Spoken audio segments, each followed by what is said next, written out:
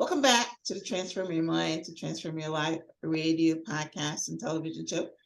I'm your host, Life Coach Marina Young, and sitting in the guest chair today is Danny Carroll. Danny is the author of Terminal Cancer is a Misdiagnosis. Discover a palliative care alternative medicine that you can survive. And that's where we're going to be focusing a lot of our conversation today. We're going to be focusing our conversation on cancer. We're going to be focusing our conversation on some alternative treatments. And actually, our topic is how to turn off cancer pain with your mind. Say, hey, if you're in this space, if you know someone that's in this space, if you just want to learn so that maybe one day you might be in this space, then you need to pay attention to this conversation. And I hope you gain a lot from it. Welcome, Danny. Thank you, Manna. Absolute pleasure to be here. Yes, thank you so much for coming on the show and expanding my knowledge, including everyone that's listening and watching on TV, knowledge of cancer.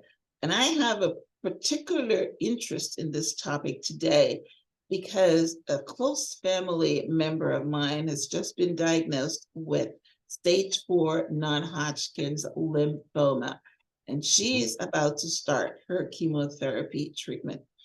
At one point in time, she didn't want to do chemotherapy because she knows as a nurse that it makes you very sick. So we're going to dissect chemotherapy. Does it work? Does it not work? When you should take it, when you shouldn't take it. And of course, Danny is the expert on that. So we're gonna talk on that. But before we dive in, I always like to give you guys a brief bio of my guest. So Danny Carroll spent the first half of his life in London, UK, and completed his education with a master's degree from London School of Economics. He later moved to India, where he now lives and works. Danny has spent the last 17 years studying alternative healing therapies in search of the holy grail of health and wellness. Now, Danny sent me a copy of his book, so I was able to read it before this interview. Like I said, I had a lot of interest in this topic. And one of the things I want to start off with is how he starts off the book. And I think it's a great way to open up this conversation. So Danny, in your book, you share how you turned off knots all over your body by resolving conflict with your girlfriend. And then you also share several stories of people turning off cancer pain by telling your subconscious mind that the conflict has been resolved. And I would tell you, when I read that, I went right to my family member and I told her to do exactly the same thing. And it worked a little bit. Yes, it worked. So tell us about, that instance or that situation with you and your girlfriend, and tell us why you know that we can turn off cancer pain with our minds. Well, I mean, you can not only turn off cancer pain, Myrna, you can also switch off cancer with your mind. And I'll explain to you during the course of this discussion how, in fact, I've done that on a number of occasions. My journey started in the mid-2000s. I had a friend who was diagnosed with cancer.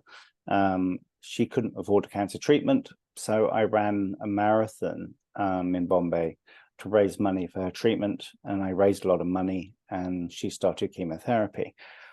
At the time, she was delighted.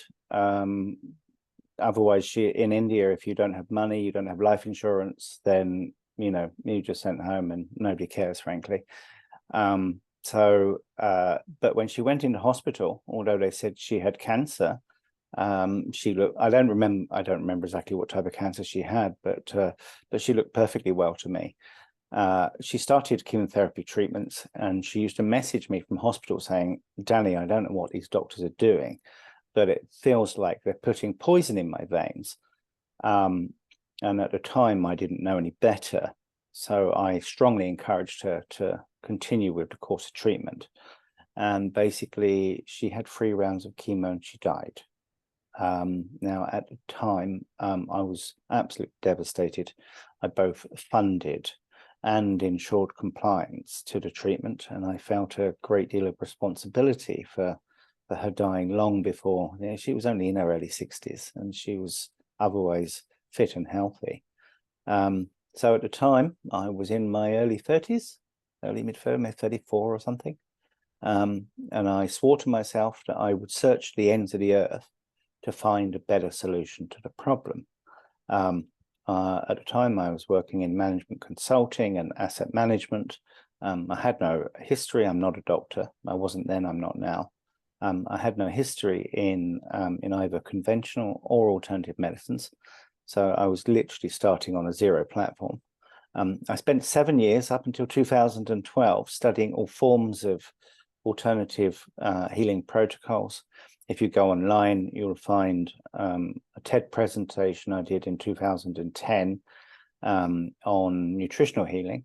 At that point in my life, nutritional healing was pretty much the only game in town that I could really get my head around. Although I had also spent many years studying the Bach flower remedies, which is an English form of emotional healing. I studied spiritual healing. I studied energy healing. I mean, I studied everything that had some form of promise to offer a solution. The problem I found with all of these modalities was that you could have two patients with exactly the same diagnosis. You recommend exactly the same protocol, whether it's nutritional or emotional or energy or the combination of the above.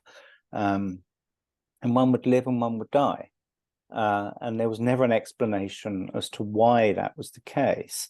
So everybody said, "Oh yeah, Danny, it's okay, you know, it happens." Yeah, I mean, but for me, that wasn't a good enough answer. So I continued my search for the solution to cancer because I felt I hadn't found it, or pretty much found anything, frankly, after 7 years of searching. In 2012, I had a very strange experience where for 6 months, my entire body was riddled with golf ball sized knots. And you could see these knots in my muscles, in my thighs, in my calf muscles, in my back, in my arms. My entire body had these golf ball sized knots. And I was in physio at the time. And basically what the physio would do is they'd iron out these knots from my muscles. Okay, so the way that works, I don't know whether you've ever experienced it, but the physio basically, they get their elbows like this and they iron the knots out of your muscles, right? And I promise you, it's excruciatingly painful. And the muscles would end up with huge bruises, black and blue and everything. And then I go back 2 days later and the knots have come back again, right? And it's 6 months, right? I'm on this painful merry-go-round for 6 months, having these knots ironed out of my muscles. And I had a very interesting life challenge at the time. I split up from my ex-wife in 2011. I was in a new relationship with an American diplomat who'd been posted to Bombay for 2 years, and her next posting was in Santiago de Chile. Okay, now nobody in their right mind ever has a relationship between South Asia and South America. That is utterly mad. So we agreed that when she left, we would terminate our relationship. But the problem is we got to the week before she was leaving, and we'd become soulmates, right? I mean, we couldn't end the relationship. So we agreed on the Friday evening before she left that we would not artificially terminate the relationship, that we would try some outrageously ridiculous long distance relationship. And it was like 10,000 miles, right? And like a 40-hour journey with multiple ridiculously long flights. I mean, it was horrible. Wow. And cost a fortune as well, right? So anyway, we agreed this, and when I woke up on Saturday morning, all of these knots that were there Friday evening and for 6 months prior, basically it all just disappeared, right? It's like gone. Wow. And I'm like, it still gives me goosebumps when I think about it. Right? Thinking about it, right? Yeah, right. I still get goosebumps when I think about it, right? And this was like 11 years ago, right? It still gives me goosebumps. So I had no idea. Honestly, I had no idea why the knots came, why the Why they knots went away. left. Yeah, the whole thing was a mystery, right? But all I knew, the only difference between Friday evening and Saturday morning was that Is that you made a decision? Yes, yes, I yes, resolved yes. this conflict with my girlfriend that we wouldn't terminate our relationship, right? So Oh, I had an intuitive hunch that that if my mind could both create these knots and make them disappear, that that there might be some form of similar mechanism that applied to cancer. There might be a similar mind body connection with cancer. And I planned to do a PhD and to take a few years out. And I was looking for a university that had a strong medical specialization and a strong psychology specialization. And I was planning to build a bridge between the two modalities to see if I could understand this mind-body connection. And when I was looking for this university, I found this German medical doctor who was a cancer research specialist who was reported to have a 92% success rate in healing terminally ill cancer patients using a form of mind-body medicine. And essentially, I've spent the last 10 years studying this modality. And as you pointed out at the beginning, not only have I learned to switch off cancer pain, but I've also learned to switch off cancer by understanding how this modality works. And yeah, it's quite extraordinary, right? right. Be prepared to have your mind blown. Right. Yes, I'm prepared to have my mind blown. But let's back up a bit. That was an incredible story. Thank you for sharing. Sorry your friend died Yes, after 3 rounds horrible. of chemo.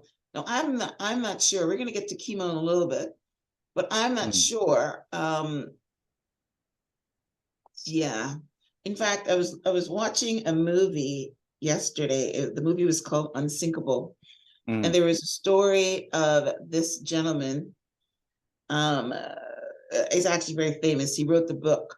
I think his name is Dr. John Gray. He wrote the book Men Are From Mars, Women Are From Venus. And he was okay. sharing the story of his wife's cancer journey. And he was saying that they took all the treatments, they had hope. And then the doctor came to him one weekend and say, your wife is not going to last through the weekend. And she Mm, died the next day. But I mean, so I don't really understand how that works. How you could be taking treatment and then you die in the middle of it. Like you said, your friend died on in the third round. And I don't know how long Dr. Gray and his wife has been on there, but anyway, so they got this diagnosis where she's not going to last the weekend, where she had hope. It's not like she was in the throes of dying and they know she was dying. But on Friday, he had hope that the treatment was going to work. And then on Saturday, she was dead. So I understand. I mm. understand that. So let's back up a bit and talk about what exactly is cancer. Let's start from the grassroots. Okay, so that's a good starting point.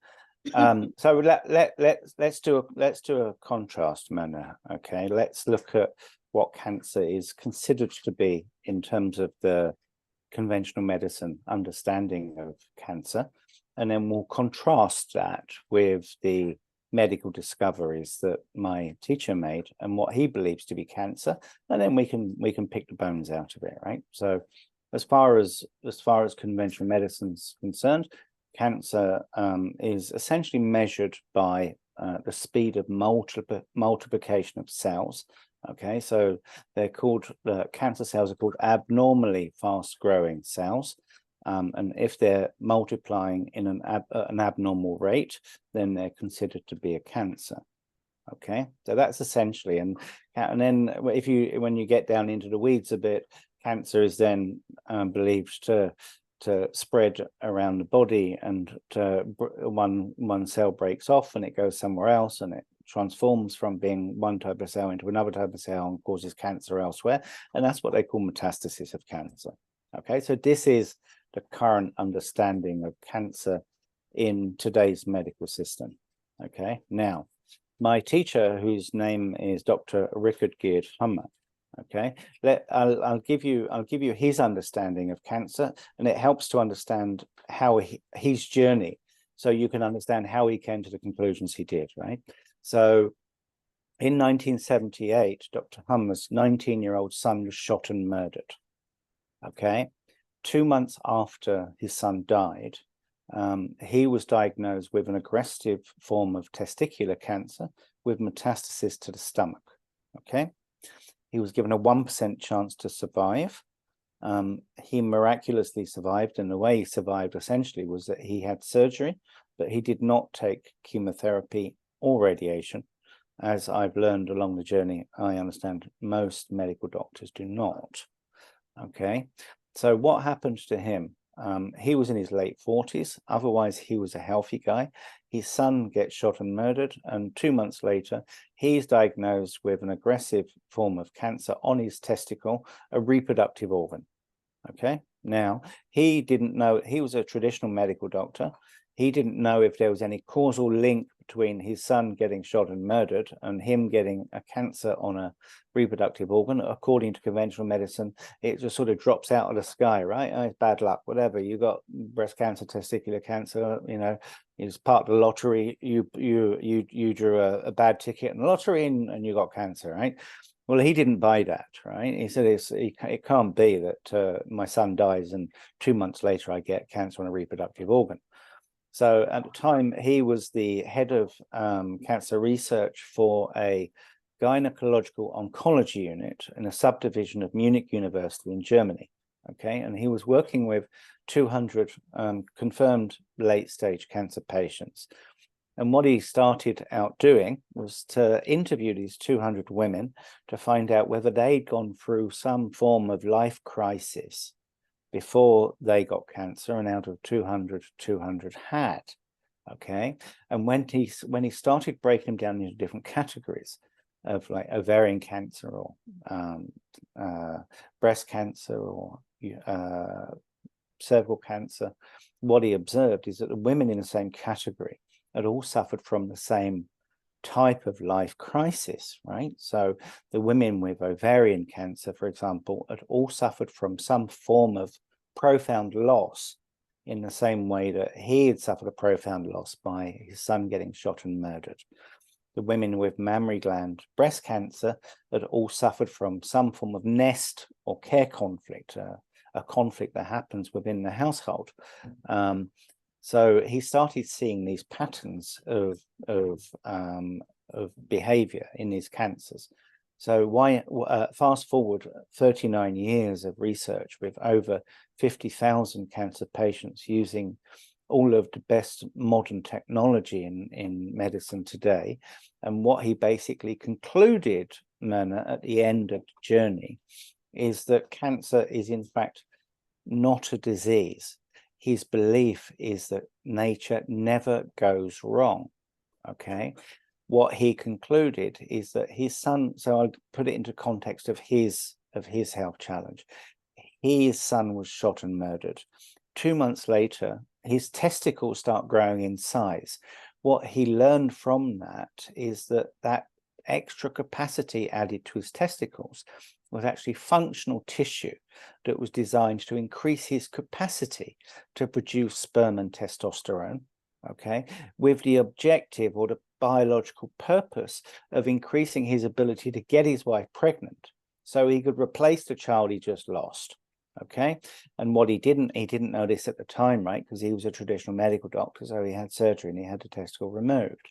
But what he later learned is that if he had indeed got his wife pregnant, then the purpose of that biological program would have been achieved, and it would have switched off in the same way it switched on, and that extra capacity would have been removed, and then his testicle would have been taken back to its original size, or a position that he defined as homeostasis, which is our normal level of capacity when we are going along in life.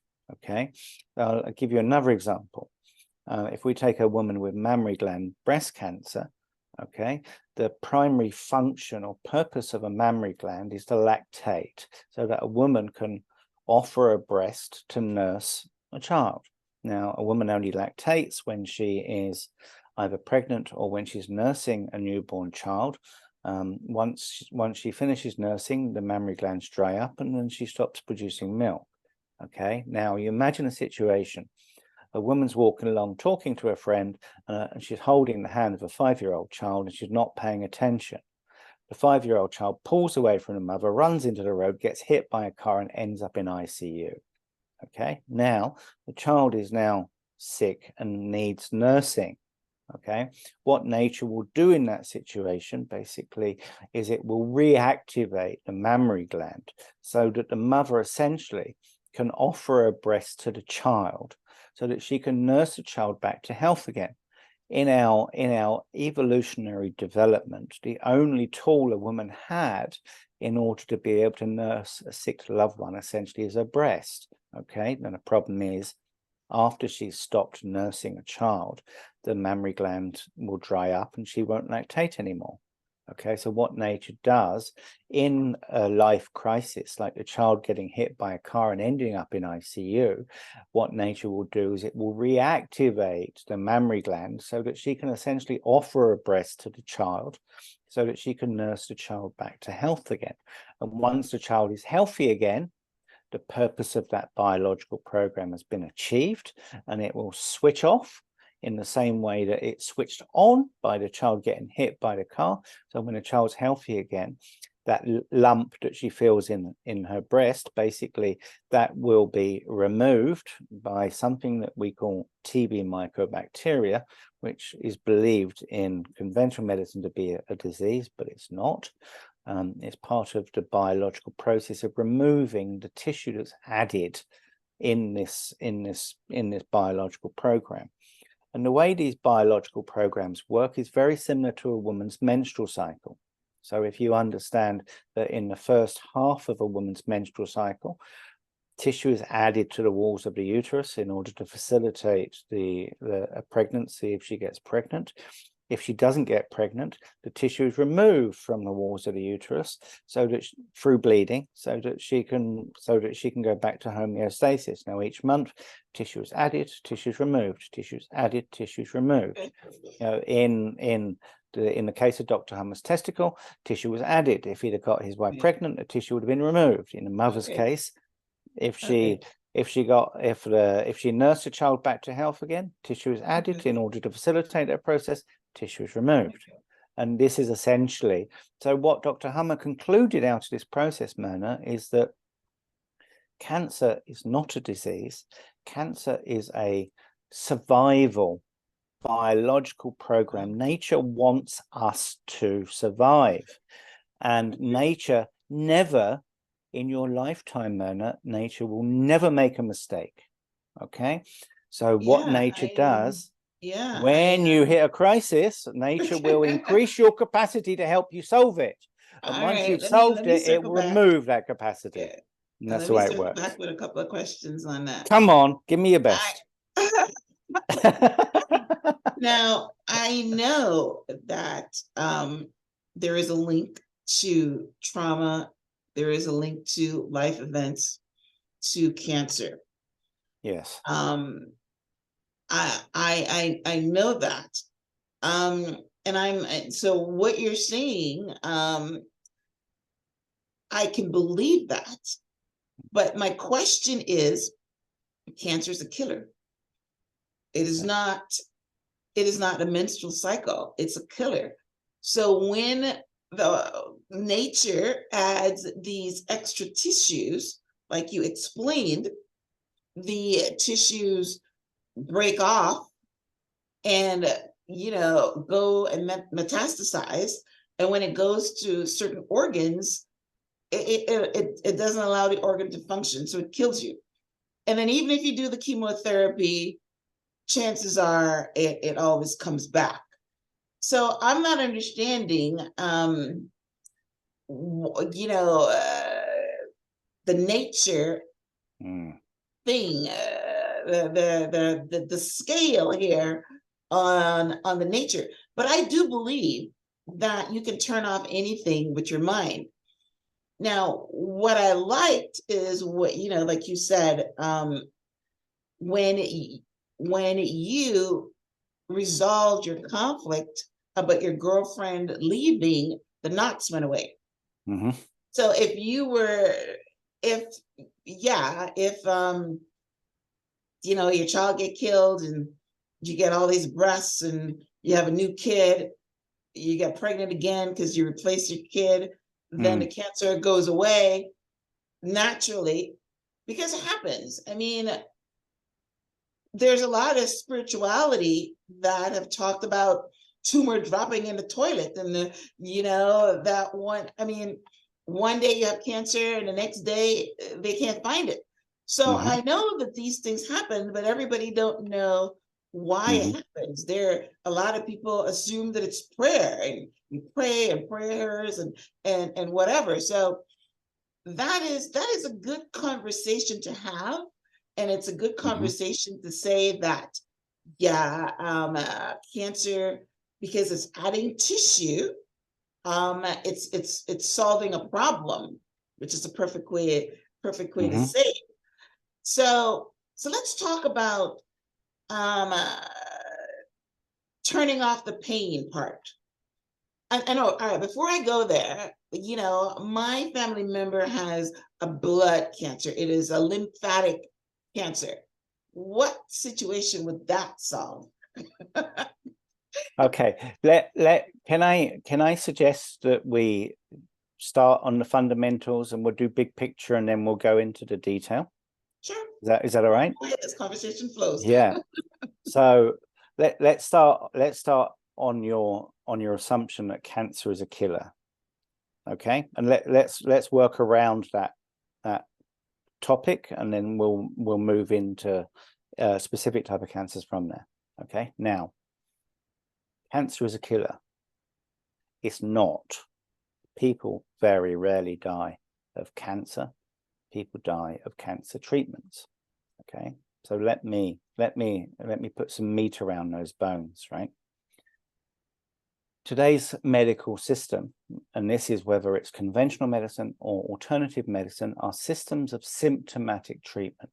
Okay, I'm a businessman, Myrna, and what I've done essentially is, in business we have this concept that you can never solve a problem by addressing the symptom of the issue. If one of my employees comes up to me and says, Danny, I've been trying to solve this problem, and they explain to me that they've only been addressing the symptoms, I'll slap them around the head, metaphorically speaking, of course, and say, you're only looking at the symptoms of the problem. You can never solve a problem until you address the cause of the problem.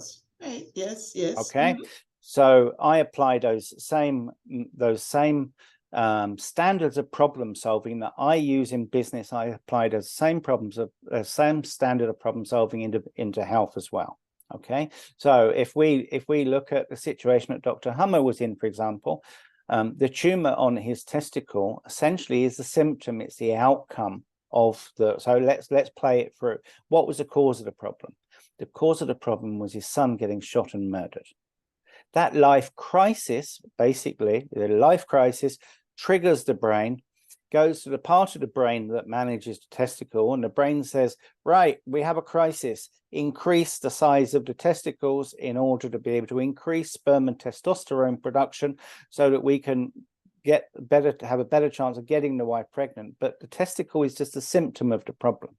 Okay, the life crisis is the fact that his son was murdered. In the same way with the woman whose child got hit by a car, then the cause of the problem is the child getting hit by the car. It goes to the brain, and the brain says to the woman's body, okay, we have a crisis. Let's get lactation re-going again so that the mother can offer a breast to the child and nurse the child back to health again. Okay, so the issue that we have in today's healing modalities, and this is both conventional and alternative, all of them, is they're all systems of symptomatic treatment. In conventional medicine, they treat the tumor. The tumor is the symptom. Okay, you can never solve a problem by addressing the tumor. You can see that for yourself in conventional medicine. There's a concept called recurrent breast cancer, and that's basically where you have breast cancer again on a breast that's been removed. Okay, the breast is no longer there, and then you get cancer on a breast that no longer exists. Conventional medicine also has a concept of phantom limb pain. Phantom limb pain, right? I have my leg amputated because I got gangrene, or I've got a problem where I've got an issue with my leg, okay? And I still feel pain in the leg after it's been amputated, okay? So the leg is no longer there, and I still have pain. That's actually a common thing. It's a very common thing. I think they call it, right? Phantom limb pain, okay? Right. So the question you have to ask yourself, Myrna, how is it possible to have pain in an organ that is no longer there? How is it possible because the brain still thinks it's there, just like how you have an imagination, I guess.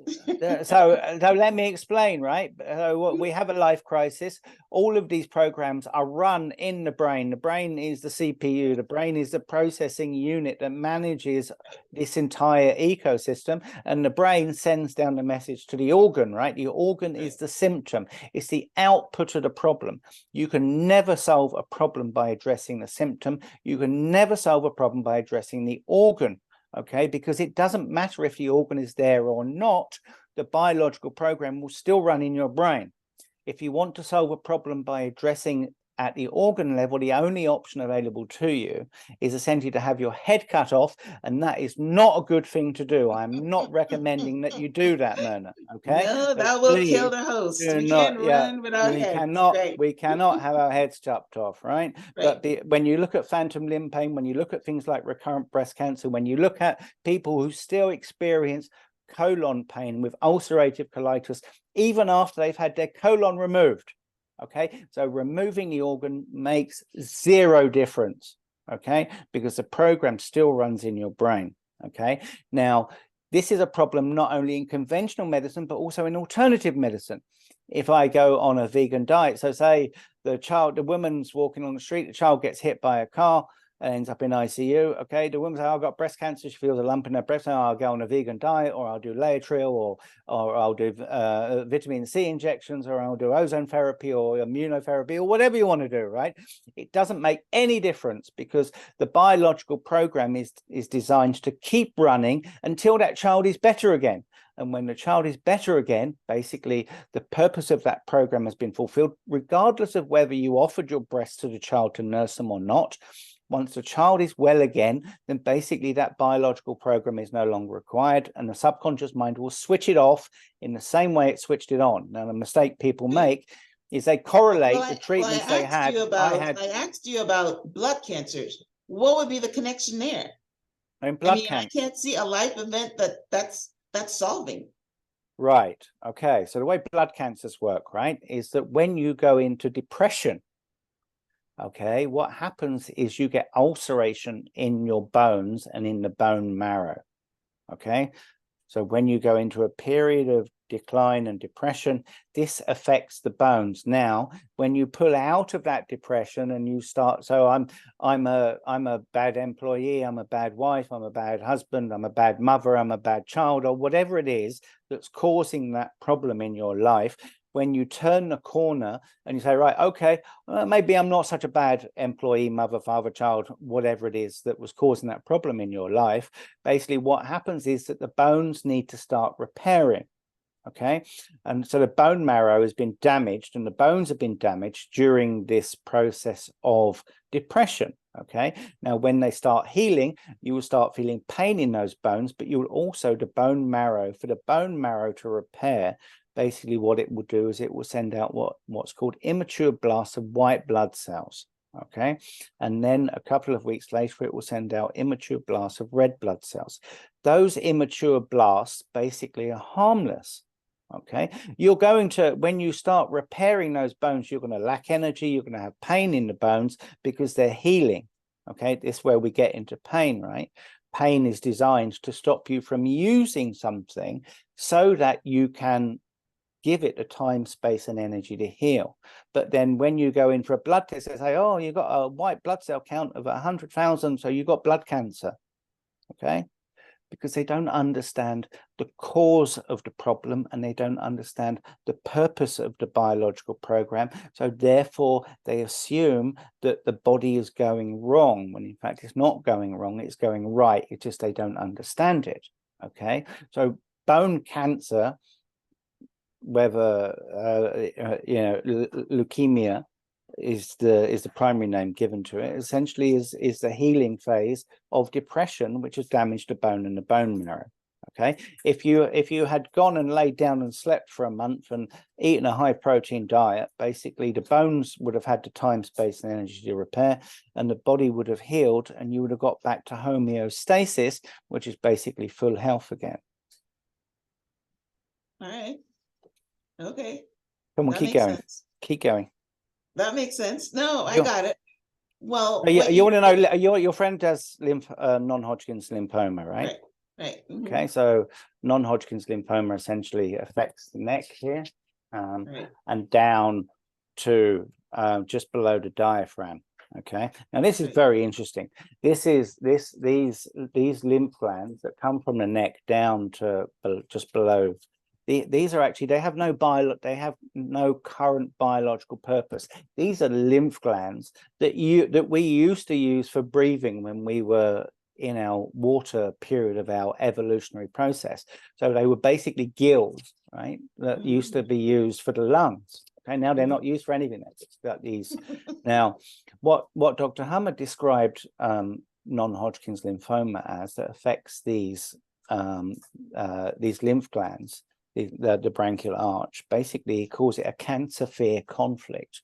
So it's a conflict where when you go into a situation of danger, okay, and that can be cancer, or that can be being in an abusive relationship with a partner, or it can be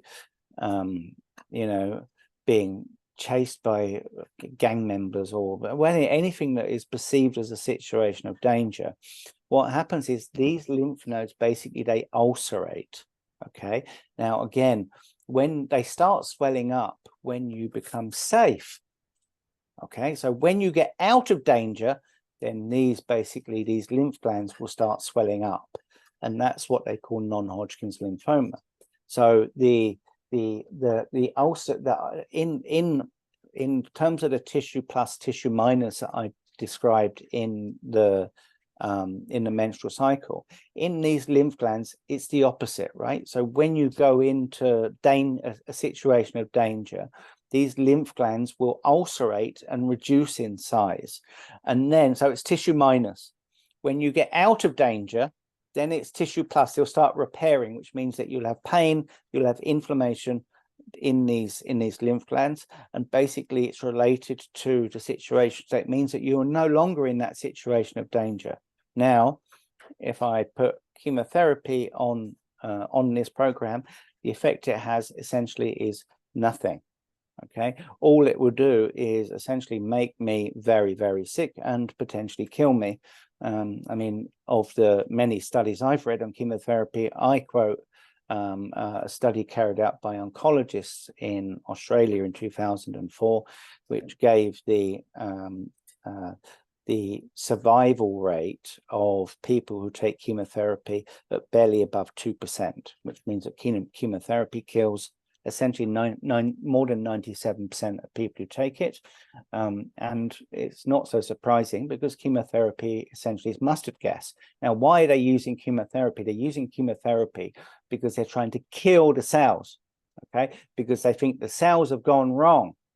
Okay, they think the cells have gone wrong because they don't know what causes the problem, and they don't know the purpose of that biological program. So they think these abnormally fast-growing cells basically have gone wrong, and they're going to start going through your body and metastasis, swim around and kill you from within, like some internal roaming army. Okay, it's nothing like that. The cells have not gone wrong. The cells have gone right. The only thing is, we don't understand what causes the problem, and we don't understand the purpose of the biological program. Okay, so they are right in that the cells are abnormally fast growing, but they think that they're fast growing because the genes are broken, or because nature is broken, or they've gone wrong, or it's been caused by pesticides, or it's been caused by cell phone tower radiation and this and that, and whatever, all of the things, smoking and all of those things that they say that makes these cells go wrong. That is an incorrect conclusion. The cells are going right. Okay, nature in our lifetime will never make a mistake, not a single mistake. The only problem is we don't understand it. All right, so let's keep with this same scenario with the lymph nodes. So how do you, if we're not going to put chemotherapy to kill them, and you're saying the situation is no longer a threat, then Correct. What is it that you would do? I mean, I had a similar situation post-COVID. My wife is a diplomat, and she is therefore mandated to take these crazy COVID vaccines. I was invited into a group called the American Frontline Doctors at the beginning of 2020, and had access to knowledge in terms of the ingredients of the vaccine, and it's a real horror show. And post, when I resolved that conflict after COVID, I ended up with essentially what would have been diagnosed as cancer in my left arm, in the bones. I had rheumatoid arthritis in my left arm, and I had a cervical disc in my neck, basically herniate, which also put pain in my left arm. And all of this is basically the healing of the conflict that happened during COVID because of my fear of my wife taking these vaccines and potentially playing Russian roulette with her own life, and also potentially playing Russian roulette with my life. Okay, now what did I do in that situation? Now, if we get back to the switching off pain, the rheumatoid arthritis basically started at the injection point in my left arm and went down to my thumb. Okay, now I can switch that pain off. Okay, so if I sit there and I say I use my conscious mind, I say, right, okay, I know I have rheumatoid arthritis, or what Dr. Hummer called periosteum pain, in my left arm because of the fear of both dying or losing my wife because of the vaccinations. So when I consciously connect the cause of that problem to the symptoms of the problem, bang, I can switch that pain off. Okay, if I was your friend with non-Hodgkin's lymphoma, I could sit there and say, okay, I know I have an inflammation in my neck because I was in a situation of danger. I don't know, my ex-boyfriend used to beat me up or something, or or I was given a cancer diagnosis and I was fearful that the cancer was a disease and it was going to kill me. And when I consciously connect the cause of that problem with the symptoms of the problem, basically it will switch off the pain. Okay, now that pain may get, the way the subconscious mind works is that it stores down reminders of trauma. So as an example, if you're walking along the street and there's a dark street lined with cars and the street lights are off and somebody jumps out from behind a vehicle and bashes you over the head and knocks you unconscious, steals your money, in that split second, your subconscious mind will take a snapshot of everything around in that environment, and it will record that in order to remind you in future. If you're in a similar situation, what will happen is your subconscious mind will immediately put you into fight or flight. Okay, so your mouth will go dry, your heart will start racing, you'll start getting anxiety, your skin will go pale, your hands will go sweaty. What your subconscious mind is telling you is that last time you walked down a dark street lined with cars, you got bashed over the head. So it is danger, danger, danger. So it's putting you into fight or flight in order to get you ready for the situation where somebody's going to bash you over the head again. So the way the subconscious mind works is it stores down these reminders. Okay, now if your friend with the non-Hodgkin's lymphoma, if she has say whatever it was that caused the danger that she was in, if she gets reminded of that by something that the subconscious mind has stored down, then it will trigger the pain to start again. Okay, now you have to learn that when the pain gets triggered again, basically you can again switch that pain off. You say, oh, okay, I remember I got I'm at home and I had a fight with my ex-boyfriend who used to beat me up, and this is the place he beat me once, and now my subconscious mind is saying, oh, I remember, yeah, you got beaten up here, right? So that's why it's triggering the pain to start again.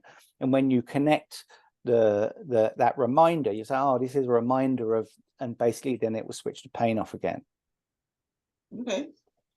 So if I really understand, what you're saying is that we can stop cancer, and we can stop the cancer pain by understanding the cause of it, right? Understanding the cause The cause is of it. critical. You can, Myrna, you can only ever solve a problem by addressing the cause of the problem. All You right, can never solve a problem by addressing the symptom. Okay, all right. Never. So let's look at your friend that had cancer the other day and that you were running for, right? She was in her 60s. My friend is also close to 60. She's 58. You have lots of problems in your life. How are you going to know which one is the cause? So if you go, what this medical doctor, Dr. Hummer, basically essentially unraveled the biological code, and he has identified the cause to every cell in our body. Okay, whether it's cancer, whether it's multiple sclerosis, whether it's osteoporosis, arthritis, whether it's autism, whether it's Down syndrome, whether it's bipolar, schizophrenia, he is essentially unraveled the biological code, and he has created something called the Scientific Chart of Germanic New Medicine, which lays out the cause of every health problem that exists on Earth today. You're most welcome. If you sign up to my website, you'll download a 400-page book that has the cause to every health problem on this earth. Okay, so let me give you one more of my own examples. Okay, in 2019, I got cancer in my jaw. Okay, all of these teeth are false here, right? These are all false. Okay. So I had a problem. I had a fight with my wife over American politics, strangely. Anyway, this triggered a cancer in this part of my jaw. This fight with my wife lasted for approximately 5 seconds. 5 seconds. Okay. And because it was such a short fight, it was very difficult for me to identify the cause of this problem. Okay. Anyway, by the time I found the cause of the problem, a big tumor had been added to my jaw. I found the cause of the problem after a lot of digging. Okay, and then when this tumor is removed, it's removed with something called TB microbacteria. Okay, TB microbacteria essentially rots the tissue that's been added to remove it. Okay, so I had the pleasure for a 4-month period of having the taste and smell of rotting flesh in my mouth and my sinuses, which wasn't very pleasant, but I understood what was going on, right? But in that entire process, all my teeth fell out and it destroyed part of my jaw. Right, so then I had to have a 5-hour reconstructive surgery with a bone graft on my jaw, where I had my jaw reconstructed and the implants in order to put teeth in, because I had no teeth here. Right, so I went for a 5-hour surgery. I took one painkiller at the time of the surgery, and I took one more painkiller at night before I slept on the day of the surgery. Okay, then I woke up next morning and I thought to myself, I wonder if I can switch this. I hate taking painkillers, right? So I'm like, I do anything I can in order to avoid taking tablets. Okay, so I thought, okay, I wonder if I can switch this pain off. So then I sat down and thought, right, okay, what is the purpose? What is the biological purpose of pain? Okay, the biological purpose of pain is to stop you from using a part of the body so it has the time, space, and energy to heal. Okay, if you cut your finger, okay, when it swells up and becomes painful, if you don't touch it, okay, then you'll have no pain. As soon as you start trying to do the dishes and you put it in hot water, then it goes brum, brum, brum, brum, brum, brum. It's telling you, stop using it. I'm trying to heal this. Let it be. I'll just put it aside for a while. Don't use it. Okay, so I had 35 stitches. I had no teeth here, right? Because all the teeth fell out, right? But I can't chew on this side of my jaw, right? Because I've got no teeth. Okay, so I said to myself, oh, okay, I don't have any teeth here, so I'm not going to use it, right? So I said to my subconscious mind, right, okay, subconscious mind, I understand that the purpose of pain is to give my body the time, space, and energy to heal. I'm not going to use. I don't have any teeth. I'm not going to use this side of my jaw. Switch off the pain, and bang, gone, pain gone. Okay, and I'm sitting there going, oh wow, that's amazing. Okay, then what happens, right? So then I slept for 20 hours for 3 weeks with no pain, right? But what happened is each time I got up and started eating, sometimes food could accidentally go around to this side of my mouth, right? And then as soon as the food goes around this side, it goes, I'm like, ooh, that was a mistake. So then I said, oh, okay, sorry, subconscious mind, that was actually an error. I'm not reneging on the deal, right? Okay, I promise you, I'm not going to use this side of my mouth because I've got no teeth, right? I'm not going to use this side of my mouth. Please switch off the pain. Bang, gone, pain gone. Okay, so then I went for a 5-hour reconstructive surgery on my But jaw. how did you narrow it down to the cause? I'm pretty sure you had lots of fights with your wife. No, I we mean, never. how did you Never narrow fought. it down to that 5-second one?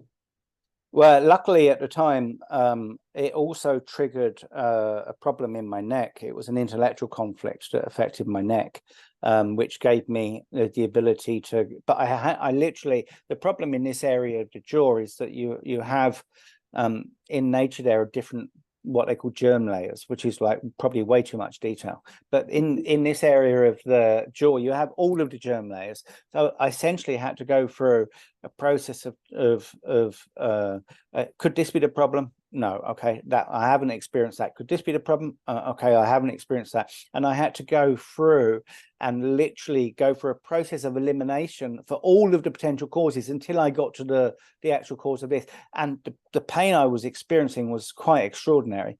So it was a great incentive to find the problem because I was really in trouble, right? So yeah, so need some other creation. I had to find it, and I did find it, and luckily, I mean, I have some skill and experience of finding this, right? And literally, it was a 5-second. My wife screamed at me. She never screams at me, ever. Okay, so that was the trigger. All right, so I'm still want to stick here for a little bit. So let's say that you've got cancer, right? And you know that you've had a hard life. I mean, one thing after the next, and you figure, yeah, you know what? I got cancer because I had a lot of stress, which is basically where I thought we were going. Yeah. You have a lot of stress in your life. You're constantly in fight or flight, which is another reason. You're constantly in, your parasympathetic system, never gets to turn on. The sympathetic is always on, so you're in fight and flight. So then your body's always fighting. So yeah, so it's, maybe you have extra tissue or whatever. So you've got cancer, and I'm listening to you. I'm an audience. I'm listening to you. I'm watching you on TV. And I'm trying to think. Okay, so two-prong questions. If I know that a trauma that I'm still carrying could cause me cancer, how do I go and I need to go and try to fix that?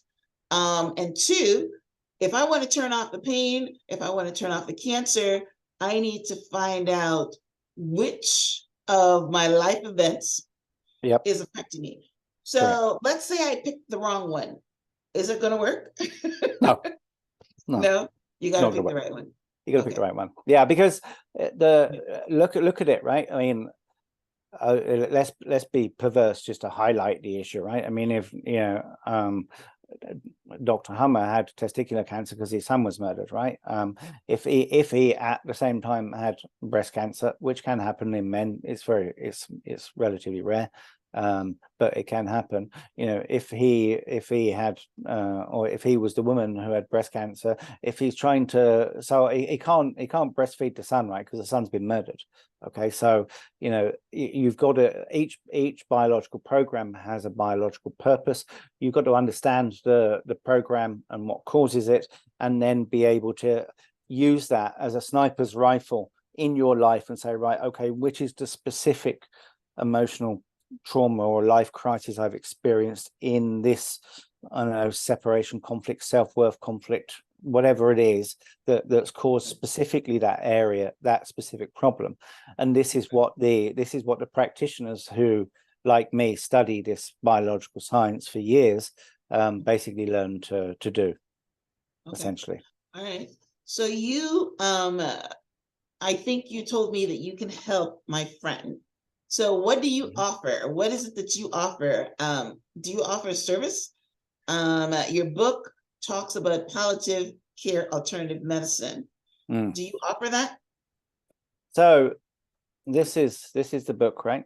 It's called Terminal Cancers and Misdiagnosis. This is an introduction to the medical discoveries. Okay, this is the first of a 500+ book series. Okay, I've written 5 of these.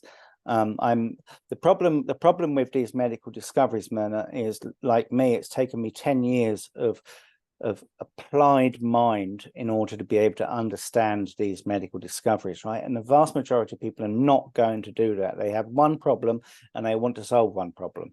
Okay, so what I'm in the process of doing is writing one book on every disease, so that when you have one specific problem, I have a breast cancer problem, or I have a ulcerative colitis or an IBS problem, or I have a psoriasis and an eczema problem, I'm writing one book on each disease, so that you can read that book, understand the cause of that problem, and then how to resolve that problem in your life.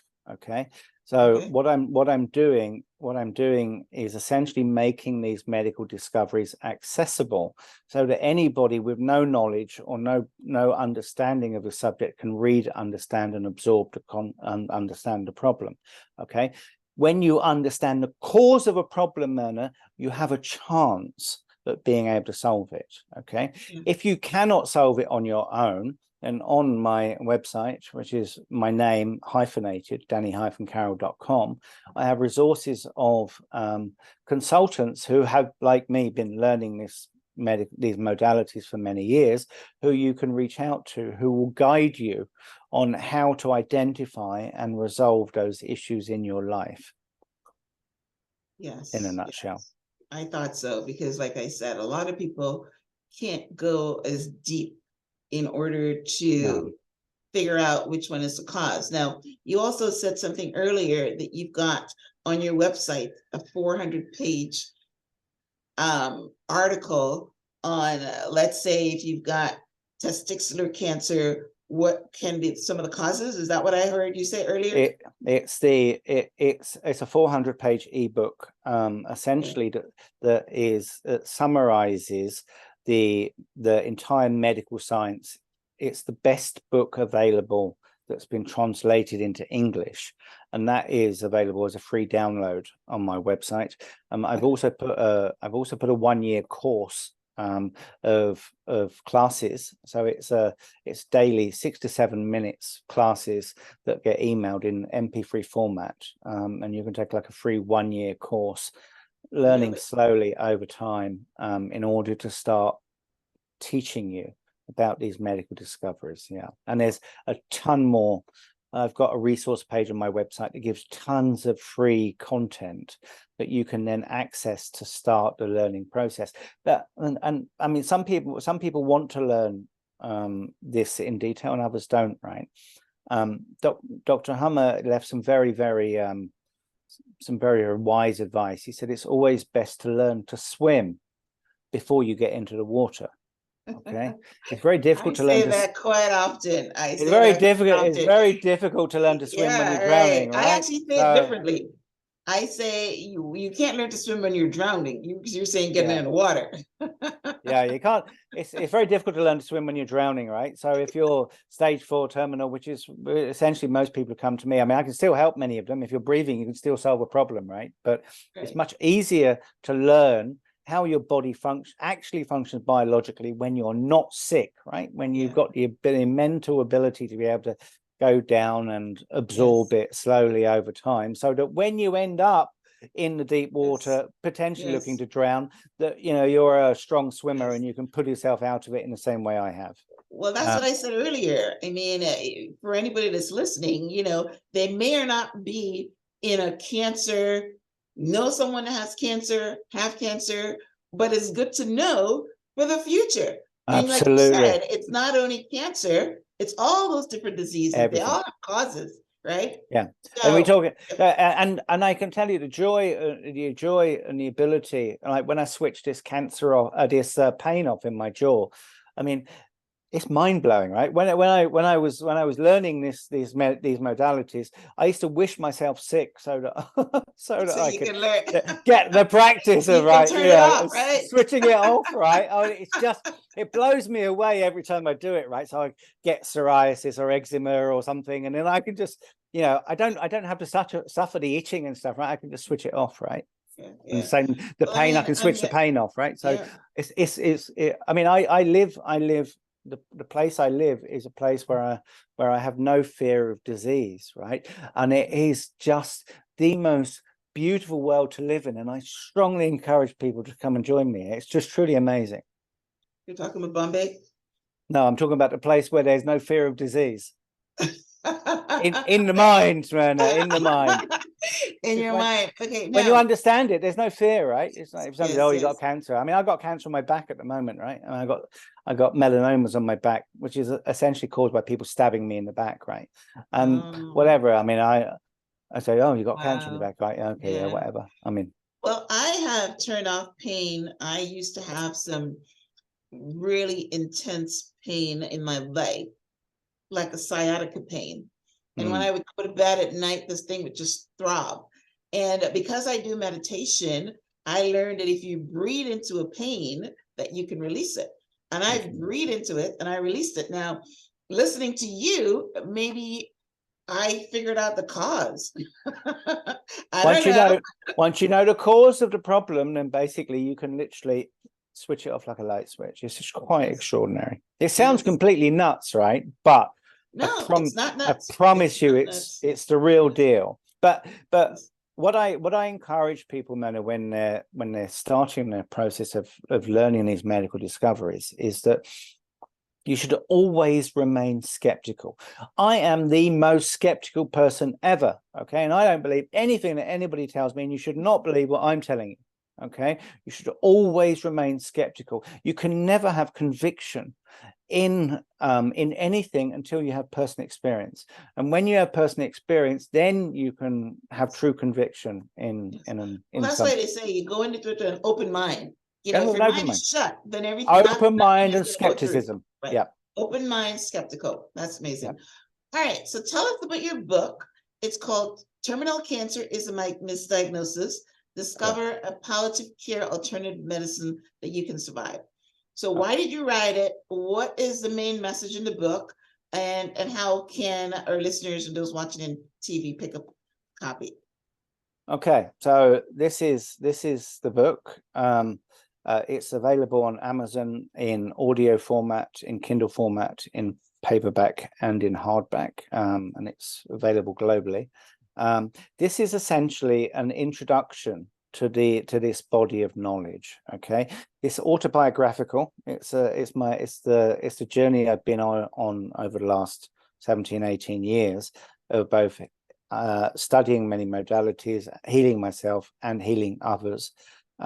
So this is it's targeted. It's called terminal cancer. I've targeted this specifically at terminally ill cancer patients, very simply because in my experience they're the only people that have the ears to hear in this message. Okay, until people get to this stage, oh, should I go to this venture capital investor, English dude who lives in Bombay, who heals cancer patients for a hobby, or should I go to the leading oncologist at Johns Hopkins? I mean, it's no contest, right? So the only people traditionally who come to me is when doctors send them home to die. So this is targeted at terminal patients for that reason. However, all of the content in there applies to cancer at any stage, regardless. It's just most people before they're terminal will never pick it up. So that's why it's targeted at terminal. Okay. It's the first book in a 500 book series. I'm building a new media brand called The Healing Tribune. Okay. And the tagline is "The Cause of Disease Made Simple." That is available on my website, danny-carroll.com. All of the 500 books will be available to read for free on my website. Okay. There are currently 4 books available. You're obviously a philanthropist too. You're giving all this stuff away for free. Amanda, this information is too critical to put behind a paywall. I mean, if we cannot make this information dependent on the resources to be able to afford it. Okay, so the books are also, I mean, I love people to buy the books, right, because it helps my survival fund. So the books are available on my website in audio, Kindle, paperback and hardback, so you can read it for free and you can order it. You don't have to order it, but you're most welcome if you'd like to.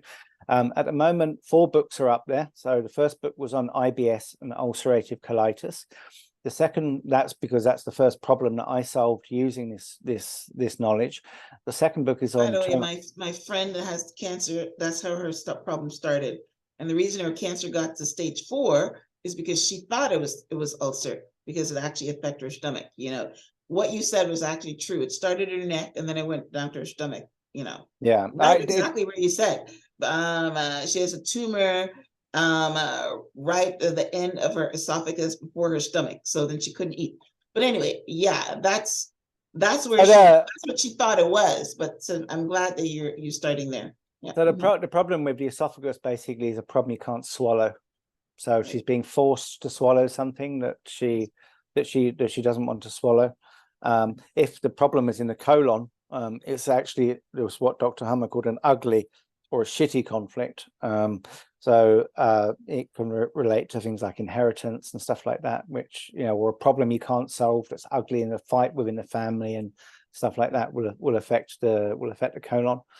So the second book is on IBS and ulcerative colitis.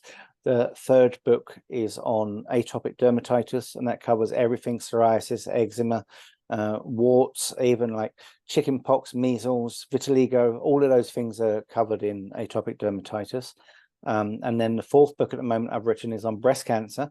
So that's both mammary and introductory breast cancer.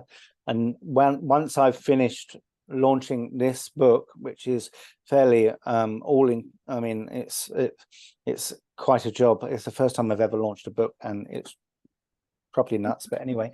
So once I've finished, right? You got to work it. Yes.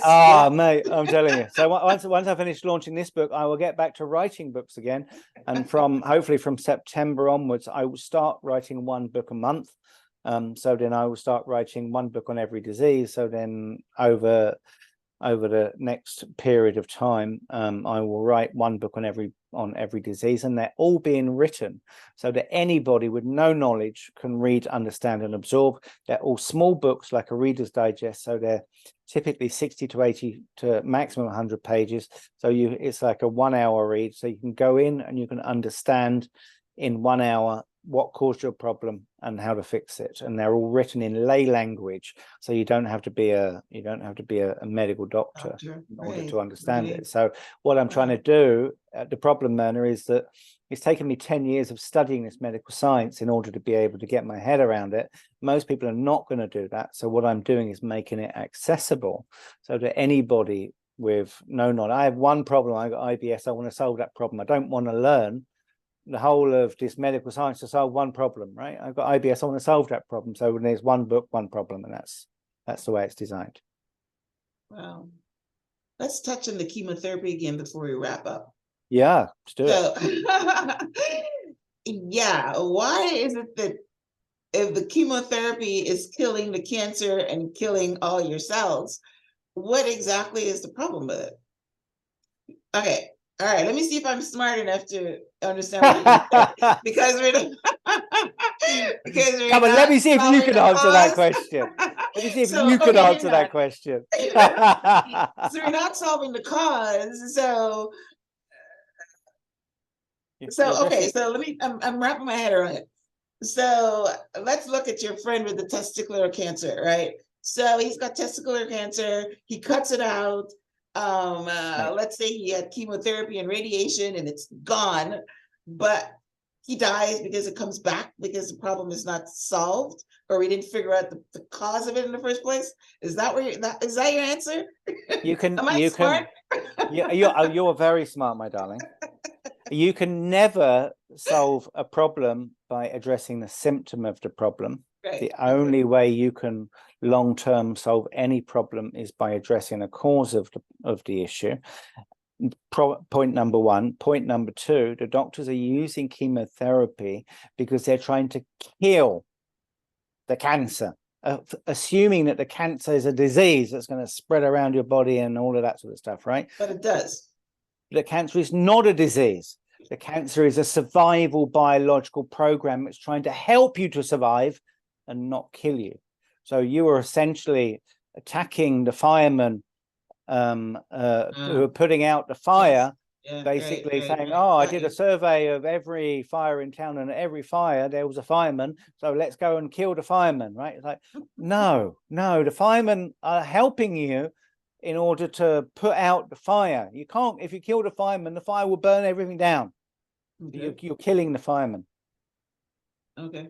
All right. The problem we have so is we I don't think I answered my understand. question, right? And the Don't reason it comes understand. back, and the reason cancer comes back, even when you kill it, all the firemen, the smothers come back and burn the house down again, is because you didn't figure out that the fire is caused by a faulty wire or something. No, that could be because the house would burn down. But yes, yeah, I can't use the fire analogy, but I can use the nature analogy. That's why it comes back. So look at the woman, right? The child got hit by a car and ended up in ICU, right? Okay, you cut the breast off, right? And then you've given her chemotherapy. The child's still in ICU, right? So the purpose of that biological program has not been fulfilled. Okay, the child is still sick. The subconscious mind is telling the woman and the woman's biology, you still need that capacity to nurse that child in order to be able to help the child fully recover its health. Okay, removing the breast, stupid, right? Because now you don't have a breast to offer to the child to nurse the child. Giving the chemotherapy, double stupid, because now you're essentially killing the host, as well as removing the woman's ability to be able to nurse the child, right? And none of this is going to help the child to get better again. Until the child fully recovers its health, that biological program will continue to run. Once a child recovers its health, which is nothing to do with removing the woman's breast, nothing to do with poisoning the woman by putting mustard gas inside her body, once the child fully recovers its breast, that biological program will switch off. Okay, so she can run around the city with her underpants on her head, right? It makes no difference what she does unless she understands the cause of that problem and how to fix that problem at the cause. She's got to, if she offered a breast to the child and she nursed the child back to health again, which is nature's design, then basically the child would have recovered quicker. Okay, the mother would have evacuated the capacity to milk that's growing and making her breast swell, because it's the milk growing in the breast that makes the breast swell. She's not evacuating the milk from her breast. The child will get well quicker. The breast wouldn't become inflamed because the milk is being evacuated. And once the child's well again, nature will have switched that biological program off and everybody's happy.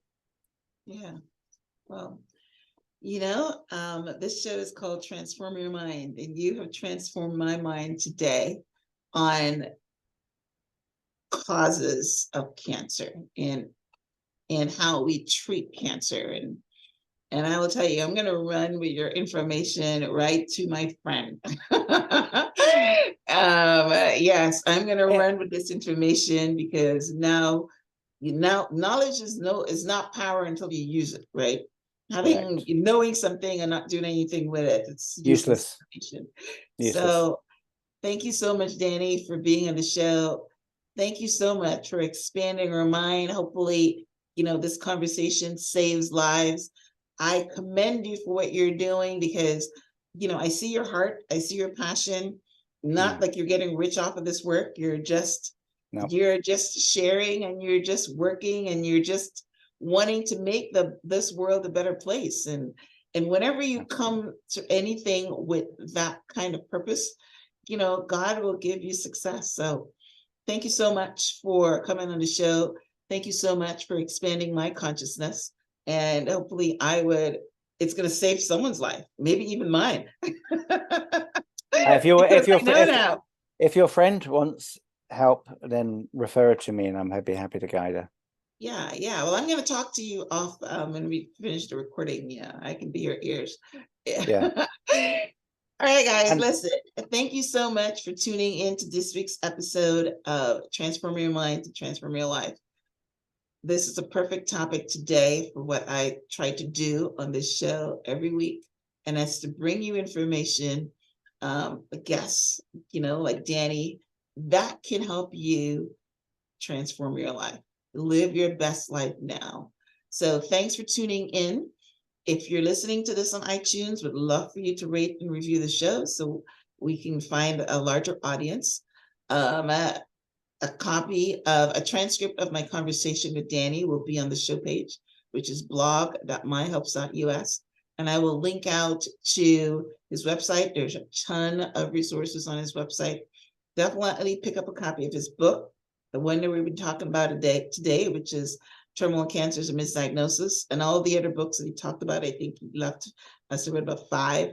And definitely one of the first things I'm going to do is download that free 400-page medical report, because I understand there's like 2,000 diseases or something. So if he is trying to, show you that if there's something going on with you, there's an easier way to figure out the cause, yes, then by all means do it. So yeah, Danny, one thing I didn't ask you, what's your social media handles? So my base is my website, danny-carroll.com. So you can see the spelling of my name there. That's my center base. I'm on all of my social media is my my brand, The Healing Tribune. So I'm at The Healing Tribune on YouTube, The Healing Tribune on Pinterest, Facebook. The only one that's different is Twitter, and that's GNM India, at GNM India on Twitter. But everything can be found out of my website, danny-carroll.com. That's my home base. Beautiful. All right, Danny, thank you so much for being on the show. As we wrap up, any last words? You can only solve a problem by addressing the cause of the problem. You can never solve a problem by addressing a symptom of the problem. Learn the cause of problems and you'll live a healthy and beautiful life. Yes, I agree wholeheartedly.